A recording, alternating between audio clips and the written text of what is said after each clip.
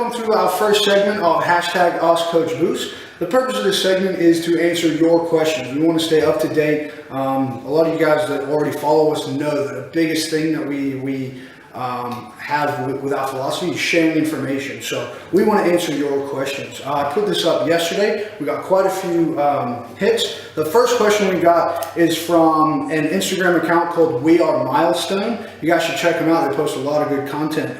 They're also on Facebook as Milestone Strength and Conditioning. So thank you guys for our question. What the question is what are the best prevention strategies for hamstring injuries in contact sports and sprinting athletes? This is a very specific question that unfortunately requires a very broad answer. So I'm going to go over some of the basic of what we talk about, and also next week I'm going to share some content, specifically exercises and how to coach them to answer and address this question directly. So how do we reduce hamstring injuries essentially? One of the biggest things we need to look at and what we do when we assess our athletes or clients is making sure that they are not hamstring dominant already. If they're already hamstring dominant and have got weak or no activation of the glutes at all, basically their hamstrings are going to be overloaded. And now if we go into exercises such as Nordics, which are blowing up all over social media, viral, and it is a very difficult exercise. But unfortunately, if we're already hamstring dominant and we start doing more Nordic exercises, it's actually going to make that problem even worse. So what we need to look at, glute activation. We want to make sure that the hamstrings are not dominant, and we also want to make sure we have co-contraction. So what that is muscles co-contracting. We have our abs and we have our glutes that are on either side of the joint, basically from front to back. We want to make sure that those muscles essentially are stabilizing our hips. Another concept I'm going to go over right now is called regional interdependence.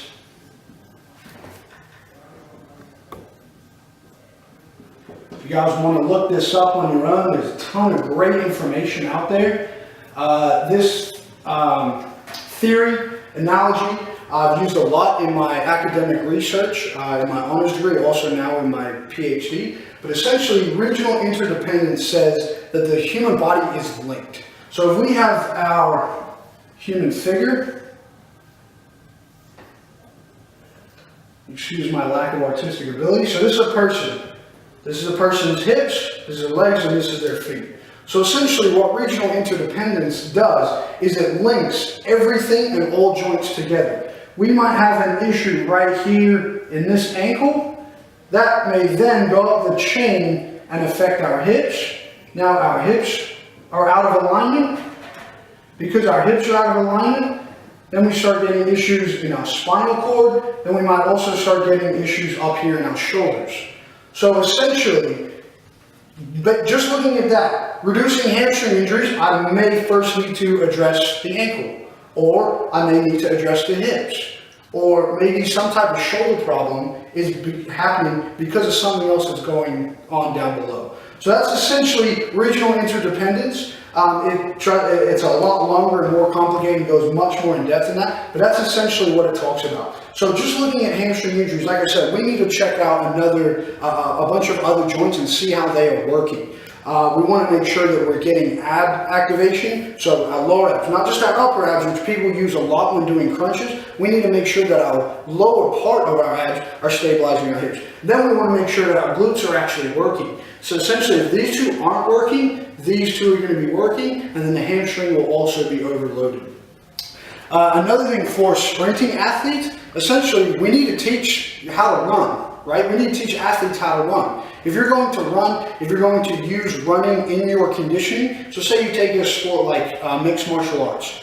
Typically in that sport, you don't run a whole lot, right? It's in a ring, it's in a cage, you don't run. But a lot of these athletes are going out there and they're using sprints and long distance running to condition themselves, which is fine, but we need to make sure they know the skill of running. Because if they're running and their joints are moving all over the place and their hips are out of whack, that's essentially, it's hurting them and it's causing more issues. We've done a lot of linear speed mechanic drills that I've learned at Stanford, South Florida from a ton of top-notch guys in the States that train these athletes. just where to cycle the hips coming through, and I want to place my heel under or behind my hips. So therefore I'm getting triple extension and I'm using my glutes. So again, little things like that we can do to start getting away from being hamstring dominant and start getting more glute activation. That is essentially it in a nutshell, in an explanatory way to answer that question. Next week, guys, look out. I'm going to do a little segment again to answer this. I'm going to show some specific exercises, how to perform them, and how to coach them with your clients if you're a coach or a personal trainer yourself. A number of these exercises I'm right up here right now for you guys. Supine bridge. We also have planks. So very traditional exercise, people probably do a lot, but we want to make sure it's with co-contraction. So simply stand where you are and squeeze your glutes. See if they come on. If they come on, do you feel them coming on, or do you feel your quads trying to take over? Or maybe even your hamstrings. Do you feel your hamstrings trying to take over? Don't worry about that, as my cameraman having a cough. So planks with co-contraction. We also want to look up and understand the concept of hip hinging. I don't want to bend with my knees, I want to bend with my hips. I don't want to bend with my waist. So again, that's a concept there that I'm going to go into more next week for you guys. And triple extension, the big one. Right there. If we don't understand triple extension, we're going to have a bad time.